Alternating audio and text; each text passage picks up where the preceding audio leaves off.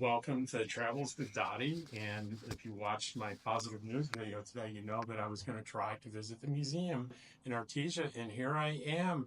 And I came and I met your name? My name is Cassandra. Cassandra. Yes. Wonderful. And Cassandra, what do you do at the museum? And tell us all about the museum and what I'm about to see. Well, right now I'm working on getting ready for my rock show in July. We're doing a Stones and Bones exhibit, so there's going to be a lot of really cool fossils, a lot of azurite and malachite from the copper mines in New Mexico.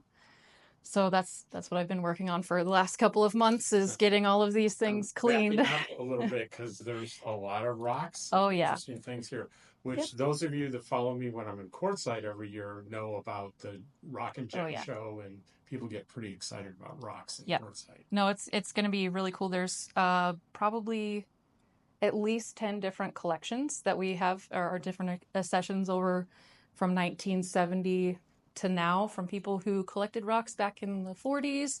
A lot of stuff from the Pecos Valley, like the Pecos diamonds, which are double tourmalated quartz. That's these here. They're around the Pecos River. And how far is that from here? That's actually right off Chalk Bluff Road. Oh, okay. So you can actually go and get these out of the ground. Oh, really? Oh, yeah. It's super fun. I'm not from here. I've only been here a year or so, but my husband and I already went and found a bunch of them. Yeah, so it's because of the red clay in the area. You can find a lot of cool stuff like that. And we're on a fossil bed, so you can actually...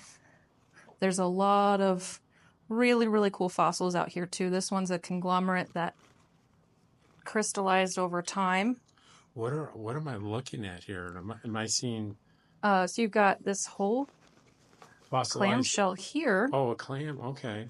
And then you've got some stems. Those are some coral. I think those are coral tops. You've got a bunch of different little like mollusk shells. A lot of those stems running up and through here. There's another like really cool little tiny shell. A lot of these little spiral shells like this. This one here is a big shell. So we're looking at a big rock of former living things. Yeah. Oh, yeah. Sure. Yeah, there's a lot of really, really cool fossils in the area. And actually in one of these, in the room where there's like kids' toys, there's some seashells in that room over there. There's a big mammoth bone. And that's actually from this area. Oh, wow. Mm-hmm. Yeah, it's a really, really cool fossil bed. I've got a big dinosaur bone down here. Like I said, this is cleaning process. I've been through over 450 specimens, but that big one right there is a dinosaur this bone. One? Mm-hmm. Oh, wow. Yep. Do you know what kind of dinosaur? I don't have the accession sheet on me, but I know that it was found in the area as well. So it very well could be a mammoth, or it's like a scute from, looks like a big armadillo. Almost the dinosaur does, but I can't remember what. No, I see. I know there's the fool's gold right on this one. Oh, tons of pyrite. Yeah. Pyrite. Yeah, and in the actually in this front room over here, I have, these are just some of the specimens that I've cleaned that I'm setting aside. We have a lot of different quartz and quartz-based, like amethyst and rose quartz, and then this is all a lot of like pyrite, lead, galena, hematite, all kind of like metallic. This like this here. You kind of sound like a geologist. I am a geologist. Yes. Yes. Yeah. No, I went to school for physical geology and found this job, and it's honestly the best. It is so fun because it's not just, history and like all of those things, which are super great too, but it's also a lot of science-based stuff, which is awesome. Did you ever watch Big Bang Theory? Yes. Where they make fun of geologists, or Sheldon. Every single show, the geologists are always like the meatheads or whatever, and I'm like, no, just because our heads are full of rocks. But yeah, this one is a hematite geode. So this is actually... That looks like something someone made. Almost. Oh, yeah. That's amazing. Yep, and I've been trying to clean up the rust on it so you can see that like really bright red color underneath. But yeah, that is the same as this here. This is hematite as well. One of the collectors, I think Danny Ray Thompson, was the one who donated. This was in the 70s. I believe it was like 72. He collected like every kind of version of a mineral or a rock, and that's what he did with these. So like this is halite, which is salt, but so is this and this one here. So he collected all these different versions of halite, or like fluorite, fluorite, fluorite, fluorite, fluorite. Like they're all the different colors, and he has all of these really cool specimens. And I've just finished up these drawers, so it's a lot. And I know that I don't know much about geology, but I know it's an important topic in the oil business, isn't it? Oh yeah, yeah. So because of the oil fields and the artesian wells that were in the area, And what exactly are artesian wells? it was just there was a big I can't think of the word. Aquifer? Yes. Aquifer. So this area there were a lot of natural wells that they back in like the 30s and 40s. Everything kind of boomed right away, but they didn't really put any like rules and regulations around it because it was a long time ago. So they dried up pretty quickly. Mm-hmm. But because of those wells, they were able to find the oil. So then they became the oil town. Yeah. Okay. And because of those wells, scientifically, it actually can push up a lot of the lighter material, like the fossils that you can find and stuff, because of the bones and how they're porous. It'll actually lift a lot more things to the surface. When I moved here, I was really surprised to find out this is part of the Permian Basin, which I always thought was only Texas. Yeah. Oh no, this is. I think there. I might be wrong because I haven't done this display, but there might be some info on the fossil bed in this one. So we have a collector that donated a bunch of seashells, and they have their high school science fair thing. I think, yeah, Lusk. The Lusk collection. He did a lot of shells. He has a couple stones too. And what is that huge? Mastodon leg bone. Mastodon leg bone. Wow. So this one was actually found near the Abo. In Kodiak bear teeth. That's not from here, is it? I think that was from a collector who lived in Artesia. Okay. But this was definitely, and I don't know about these. I'd have to look that up. But those look like that scute bone. Those little things on the top, like those little interlinking kind of shell things, like an armadillo. That might be one of those. So that bone is 11,000 years old. At least. At least. Oh yeah. Wow. So the one that I showed you earlier that was like crystallized, just judging by how much time that would take, it's probably at least 1 million years old. I mean, 1 million years. Oh yeah, no, like some of the stuff that, especially the dinosaur bones, like there was somebody who found a T-Rex bone not too far from here. That has to be, millions of years old. But yeah, this is a massive, awesome fossil bed. And then of course we have the creepy kids' toys. It's not haunted, I swear. But yeah, and then so yeah, rock stuff. I got a lot of really cool azurite and malachite specimens, lots of bright blue stuff because of the copper mines in the area. Oh, that's natural. It looks like someone painted it. No, this is azurite, malachite. There might be some limonite on there too. And that's all. You have like copper-based minerals that give those bright blues and greens. And I've got a bunch of those. Those are the first ones I took care of because they're so pretty. Like I said, this one's kind of off by itself. But as far as rocks and fossils go, that one's really cool. That is an arrowhead mounted in a pelvic bone. No kidding. Yeah. That is amazing.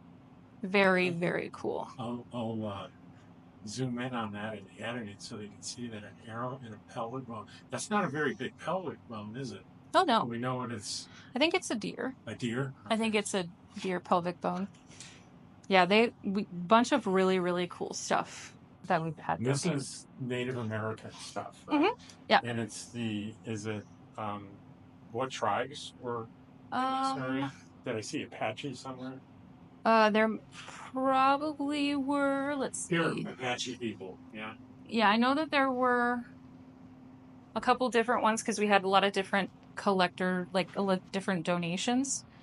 Um, and there's a lot of stuff too about like the exhibits and the process for like NAGPRA and stuff like that. People back in the day who would just steal things and put them in a museum and say, "Oh yeah, this is from this tribe," and it's really disrespectful and everything. So everything that we have is approved by um the different like local tribes that we can contact about different things that they might want to take back or things that we even don't want to display, like human remains and things like that. Right. People, you know, there's a lot of that like appropriated kind of situation, but a lot of the stuff here we have tons of I might butcher the name of it, but metates and manos.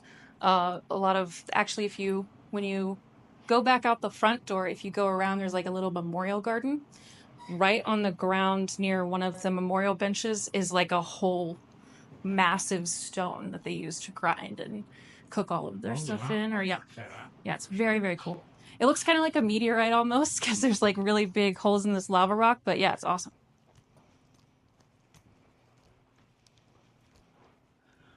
So, what are the days and hours for the museum?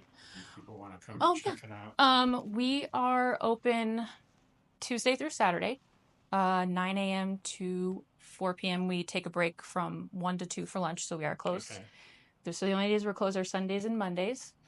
And we have, right now, there's nothing going on in the art center because we're setting up for an art show for the kids on May 13th and 14th, I believe. Okay.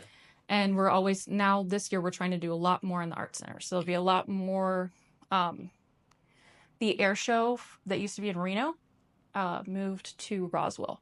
So because of that, this whole area is doing a bunch of space stuff, air stuff, like a lot of different, the library, they're doing some NASA stuff, I think, maybe.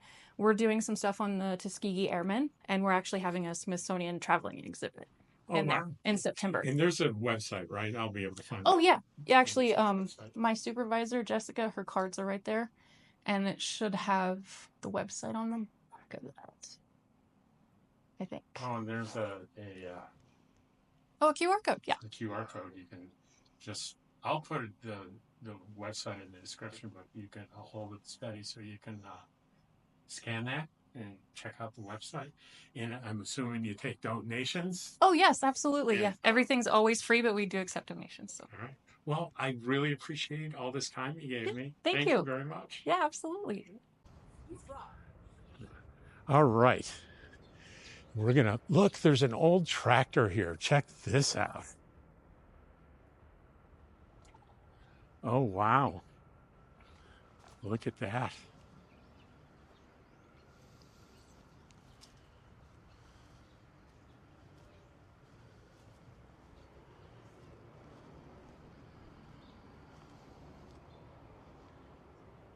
Nice little memorial here. World War II memorial class in 1943.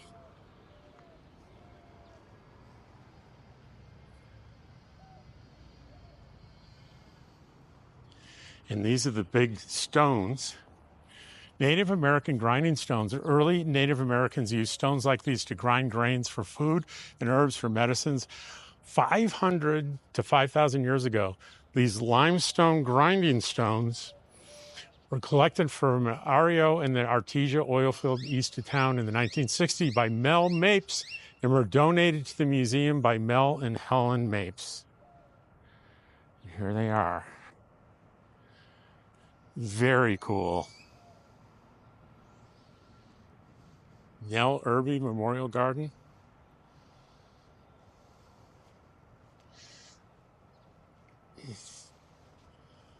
Well, tell me that wasn't a fun little excursion for today's video. We got to meet Cassandra, and she was so gracious to help us out and tell us all kinds of interesting things. And boy, I got to tell you, if you're interested in geology, Go, come here and see her. She knows what she's talking about.